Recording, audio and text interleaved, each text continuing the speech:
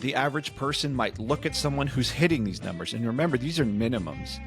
They might look at that person saying, oh, you're just obsessed with working out and you go to the gym too much and you're just way too into this. And yet these are just the minimums. Bringing you a reasoned approach to health and fitness. This is the Phi Life Podcast. Welcome to the Phi Life Podcast. I'm John Barbin. With me is Brad Pilon. And today I want to talk about just the minimum recommendations for activity and exercise as per a few health organizations. So not optimal, not maximal, like bare minimum. Well, the minimums for like a health benefit. Okay. And how high those actually seem to be. And when you hear them, it's likely most people never get to them. Okay. And I would say when you hear these numbers, the average person might look at someone who's hitting these numbers. And remember, these are minimums. They might look at that person saying, oh, you're just obsessed with working out and you go to the gym too much and you're just way too into this. And yet these are just the minimums. So I just wrote down a couple of organizations here. So the U.S. Department of Health and Human Services, as well as the World Health Organization, they seem to share this. Their minimum here is at least 150 to 300 minutes a week of moderate intensity exercise, which would be like a brisk walk, things like that. On top of that, another 75 to 150 minutes a week of vigorous exercise. So we're talking getting your heart rate up, getting a sweat on, like zone 2 type cardiovascular training. Yeah. Something where you're going hard enough that you might be able to carry on a bit of a conversation, but you're huffing and puffing. Okay. So we're not talking sprint intervals, but your heart rate's going. This is more of a jog type. Your heart rate's up the whole time. And then on top of that, all major muscle groups strength training at least 2 days a week or more. Okay, so right now you're at an hour a day, 40 minutes of light activity, 20 minutes of moderate, and then at least twice a week you're adding on a full body workout as the minimum. Okay. Twice a week, the whole body has to get done. Minimum. Right. These are all minimums. Yeah. And then the American Heart Association, something similar. The moderate intensity exercise, absolute minimum is 150 minutes a week. Yeah. Vigorous minimum, 75 minutes a week, which is same with the others. Then they say added benefit, go up to 300 minutes of moderate intensity and 150 minutes of vigorous. So that's heart rate up, zone 2 type thing where you're huffing and puffing. Yeah. And same thing, minimum, the whole body with strength training twice a week. Minimum. Okay. So we have basically a floor of about a half hour a day. And then, but with a realistic, we'd like you closer to an hour a day of activity. And on top of that, weight training twice a week. The whole body twice a week. Minimum. You basically need recess and gym class to hit that, right? For the average person. So if you were to accomplish that through exercise as opposed to sport. So, hey, I'm going to the gym every day for an hour to walk on a treadmill, then do a bit more moderate activity on a bike, and then 2 times I'm going to stay later and get a workout in. Yeah, I'm a gym rat. Like that is a legit gym going person, and to do that all year, every year, that's pretty. People would consider that pretty obsessive. I think the average person would consider that to be a lot of prioritizing your workouts over the rest of your life. And that's the problem, is the fact that it's likely people would view that as obsessive or too much. Is their view is what's wrong. This isn't too much. People who think this is too much are seeing it from the wrong standpoint. They're seeing it from an utterly sedentary life, and that's normal. It's normal to live as sedentary of a life as we're living. But now it's become normal. But back to mismatch theory, biologically, we're not really built to do very well being as sedentary as we happen to be in North America. Right. So it's not a state we've evolved to handle. Maybe over time we will.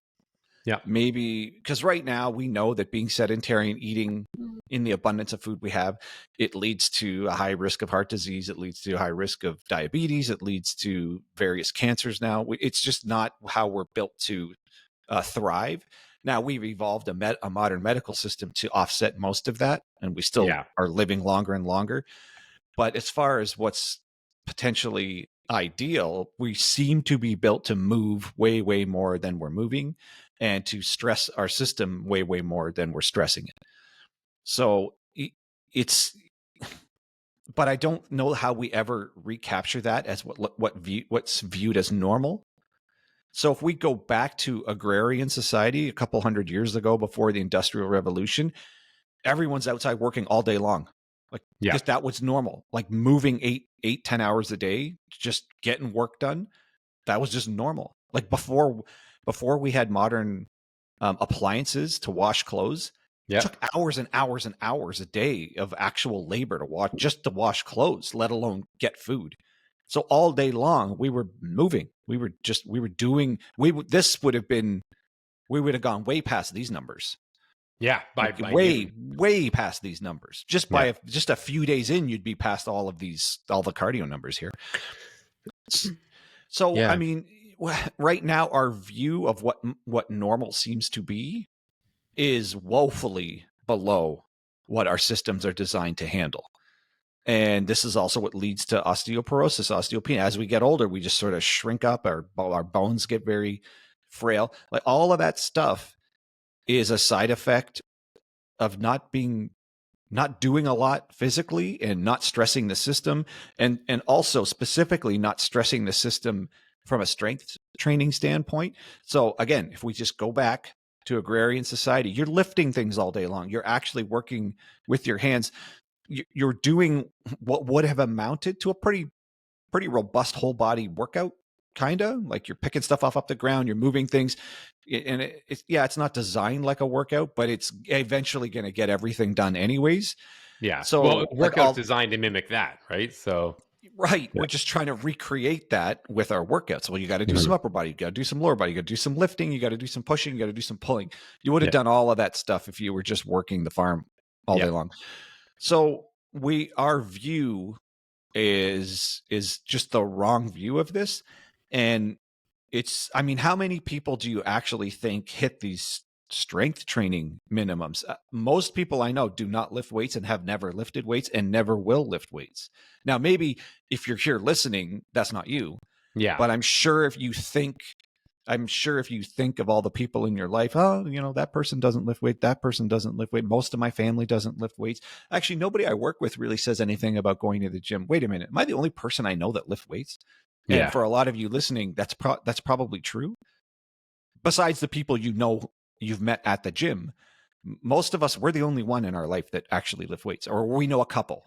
Yeah. And then again, these recommendations aren't for the summer or for a couple months of the year. They are an everyday sort of thing. I would suggest that most people would find those recommendations, which work out to roughly a half hour to an hour, and then 2 workouts per week with weights.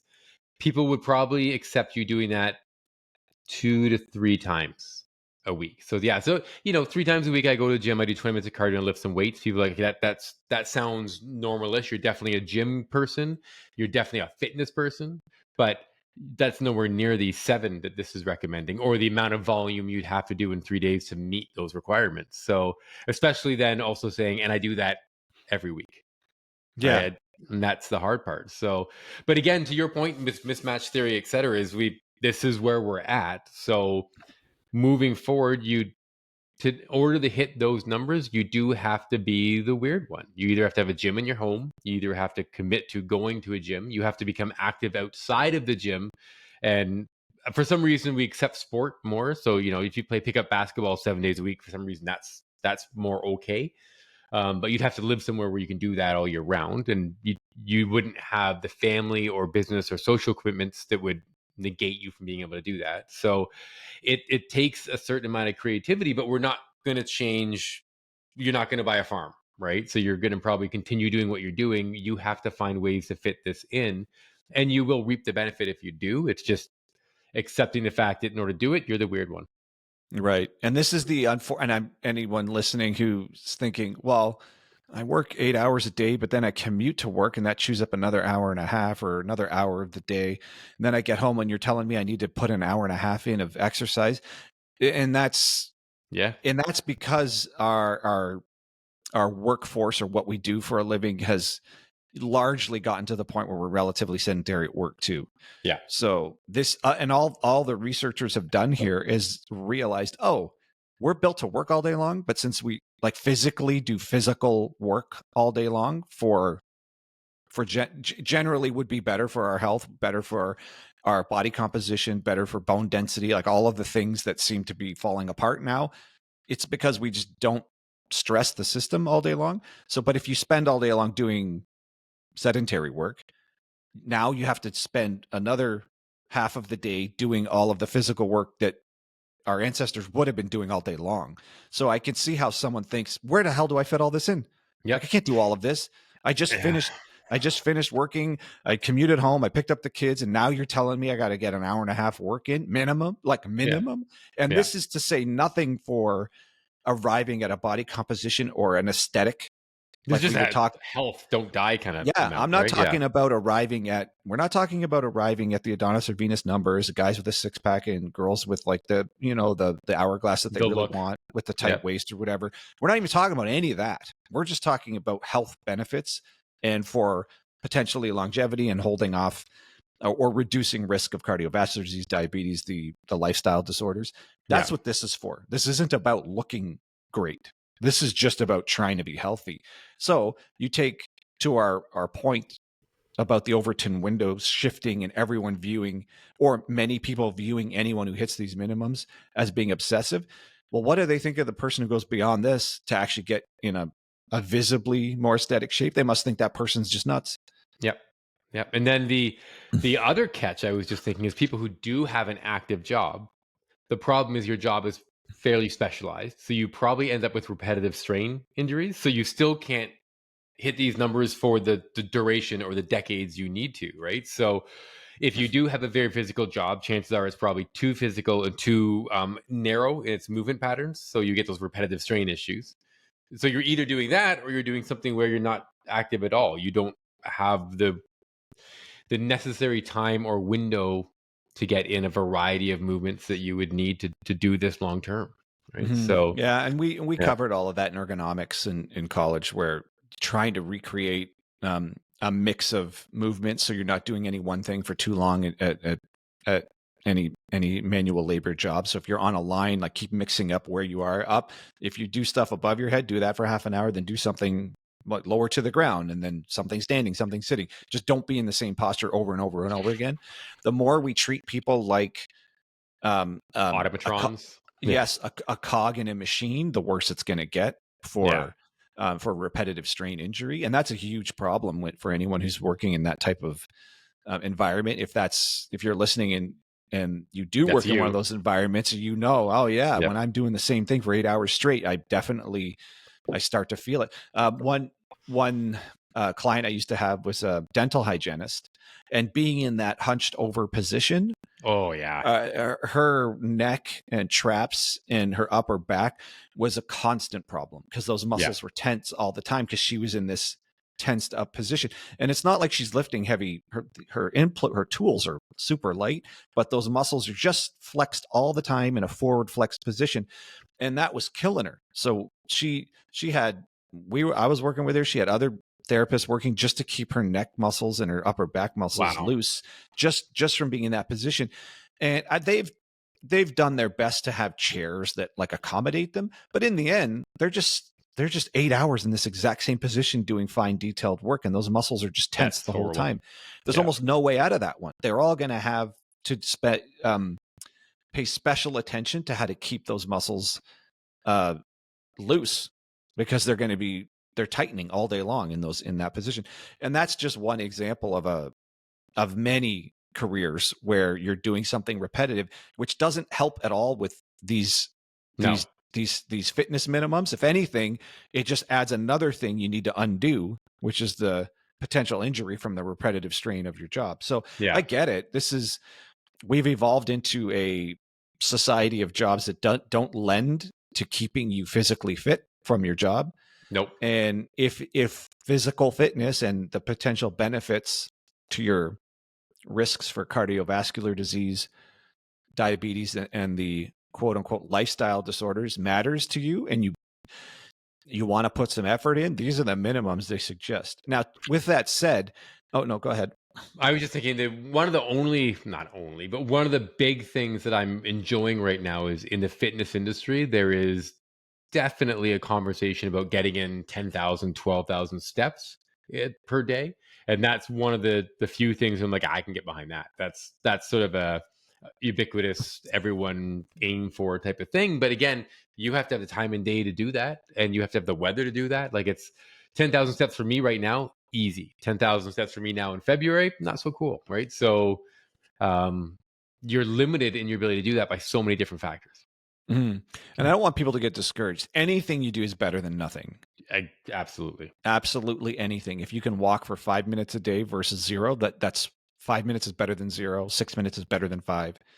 And if you can get even close to these minimums, that's great. And now these are the numbers they've come up with that they can pretty definitively get behind, saying we can show with robustly through the research, this is going to reduce the risk of various lifestyle disorders. That's how they arrive at these numbers. Yeah. But regardless of the number they put on it, anything more than nothing is better. And if you can get up to these numbers, that's great. If you have the lifestyle to go past these numbers, that's great too. But just be aware that you don't have to get to these numbers to get a benefit. If you're not doing anything, starting something, anything is better than nothing. If all you manage to do is what Brad said, if all you manage to do is walk 5,000 steps a day, yep. but you were never walking, that's way better than not walking. And then if one day you can get that to 6,000 steps a day, that's way better than 5,000. Yep. And if all you ever do is just walk, that's still better than nothing. And which is that's so almost where we're at right now, given how busy people are and how limited time people have and how much of their effort is chewed up at their job, especially if their job has no health benefit or no activity benefit. Yeah. Anything you can do is better than nothing. And it's a reframe too, right? If you can view, I'm going to clean my apartment, house, bedroom, top to bottom every day and move around doing it, that counts. So it's a reframe of these chores you'd rather not do or just outsource to someone else. Probably worth your time just to do them. Oh yeah. There's nothing wrong. Yeah, that's another way to. It's almost like getting back to pre-industrialized society where you're just doing manual labor around your property. That's actually not a bad thing if you can just get moving in your house. Like we got a lot of stairs here, and some days we can do like 40 or 50 flights, just going up and down, just moving stuff around and just doing stuff around the house, which is that's not bad. No, without actually going anywhere, getting on a Stairmaster. So, I guess the takeaway message here is any amount of activity is better than nothing. Yes. And I guess the one other caveat I would say with all of the numbers here, the 150 to 300 minutes of moderate intensity, as far as longevity, I think one of the places I would say to start is the strength training. Yes. I would really out of all of that, if you're going to pick one thing, it would be the whole body workout twice per week. Yeah. If you had to start somewhere, I would do the strength training first, because the moderate intensity or the vigorous intensity cardiovascular stuff just isn't going to build bone density or muscle mass the way direct strength training would. Yep. And you can always shorten the rest intervals in your strength training to catch a cardiovascular effect as well. Yeah. So if you're limited with time, and we've done a podcast about this, but if you're really limited with time and you're like, okay, I got 20 minutes a day, what am I going to do? Do the strength training and just go fast to get your heart rate up. But at least that way, if you start with the strength training, you can manipulate the actual strength training workout to catch the cardiovascular benefit as well. Whereas just going for a brisk walk is just not going to build muscle mass, and it's not going to build bone density, and it never will. So I'd work backwards. You can sneak in the brisk walks, right? You can decide I'm going to go to the mall and I'm just going to do a couple laps around a mall, right? Mm-hmm. And then you get your walk in. It's a bit weirder if you go to a mall and do lunge walks down and through a mall, right? So the weight training is something you either have to do at home in a park or, at a gym, but it needs to be purposeful. The moderate activity stuff you can sneak in another way. So so I prioritize those two workouts, because the rest of the stuff you can sort of sneak into daily life. Yeah, you can just park on the far end of the parking lot. You Yep. can do little things here and there, and it doesn't need to be a dedicated workout. You can just force yourself to walk a little bit further based on where Yeah. you park. Or like Brad said, just you go into the mall, park on the opposite end of the mall to where the store is. You know you're going. Just Yeah. make yourself walk 5 minutes, Get it in. and that's not bad. It can be in discrete little chunks like that. It doesn't need to be I did my 45 minutes of cardio. It can be 5 minutes at a time. That all still matters. Yeah. Although if you do go to a mall lunge walk, I'd love to either see video or hear the story. Oh yeah, take a video of it, send it to us. That's for sure. It's so good. Yeah. But yeah, no, I All like that. So it's just in terms of priority, get those 2 workouts in. And then there is this high amount of activity you have to do, high relative to most of our sedentary lives. Sneak it in. It is probably our best advice there, right? Is you need to get it done. So we're going to have to find ways in your everyday life to get it in. But that's an easier thing than trying to sneak in the weight training. Yeah, there's no sneaking the weight training in. No. But if you manage to do it, for sure, tell us about it. Yeah, absolutely. All right. Yeah. All right. So I think that's a good place to leave it. Absolutely. All right. So for Brad Pilon, I'm John Barbin, and that's your Fi Life Podcast.